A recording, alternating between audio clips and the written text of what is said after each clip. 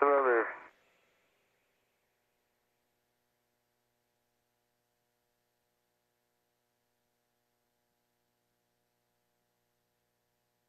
Okay, John, I think you know what to do. Yep, rolling. Rolling, rolling, rolling. Thanks, Drew. Come on, everybody, sing along. Sing along. Rolling, rolling, rolling. And doggy rolling.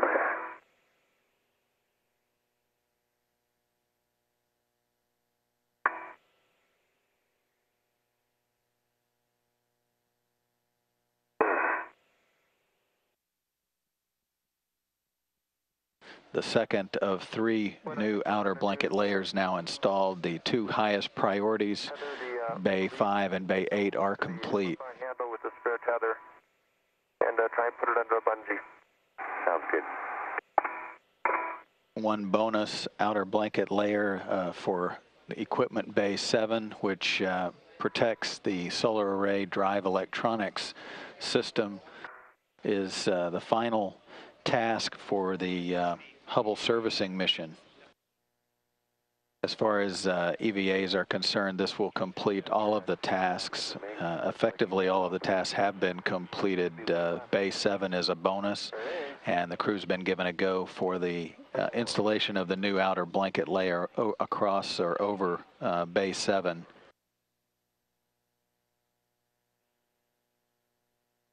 John Grunsfeld being driven down on the end of the robotic arm to join Drew Feustel in the forward portion of the payload bay. They've just completed a full tool inventory.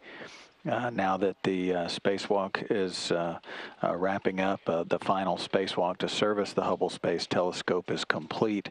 They'll have a fairly extensive cleanup of the payload bay, and that starts with a full tool inventory before they start closing out all of the other work sites, including stowing the manipulator foot restraint at stanchion, and also configuring the telescope as well by removing the berthing and positioning system post, the support post, and also removing the low gain antenna cover that they put in place on the first spacewalk to protect it against any inadvertent contact.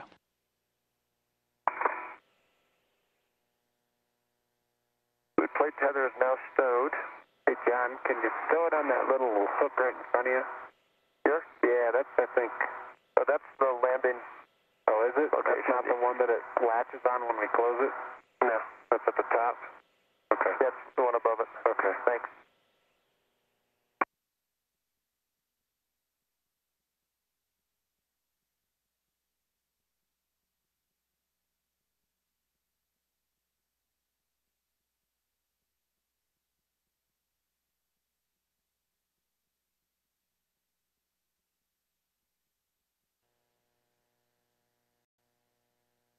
Megan, I'm ready to go.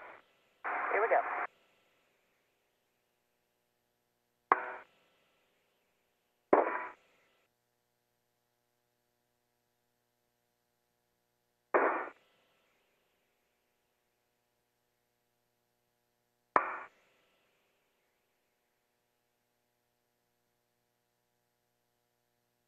Copy, 7 will cover playtime. On my way. Okay, so, and I'm gonna, am I tethering to it and this ring? Yep. Yeah, okay. On the APC. Yep.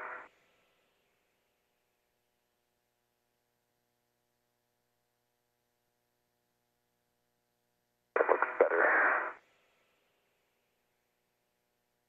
Am I clear of the telescope? You are at, yeah, you can come right down in there now, I think. Okay, this is where I get my helmet snagged.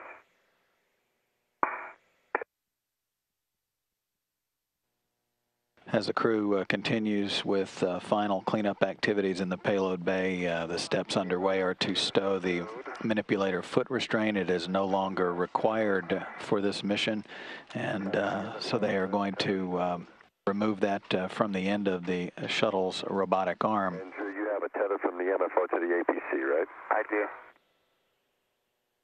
Okay, do you have a good place to hold on to? I'm holding on the handrail now, yeah. Okay, I'm going to go low then. Meanwhile, telescope activation procedures are underway in coordination with Commander Scott Altman up on the flight deck, and the next steps will be to deploy the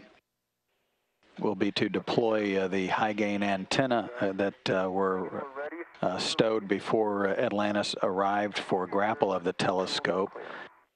Those high gain antennas will be deployed, and then the telescope will be rotated back to the minus V3 forward position, which essentially is how the whole servicing mission began. And then solar arrays will be slewed to the 90-degree position, basically perpendicular to the body of the telescope, and that will be the position so that the brand new battery modules that were installed in the telescope on EVAs 2 and 5 can begin charging before they get a good charge before the telescope is released tomorrow. Atlantis Houston at Air Ground 2, no need to respond. The high gain antennas are deploying. Houston, we see them out the window, although not on the well, now the display is changing.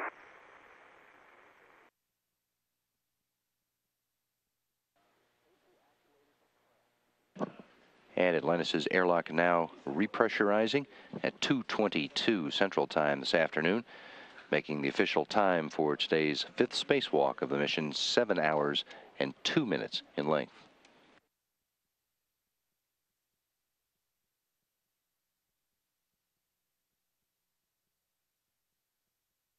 Spectacular. Yep.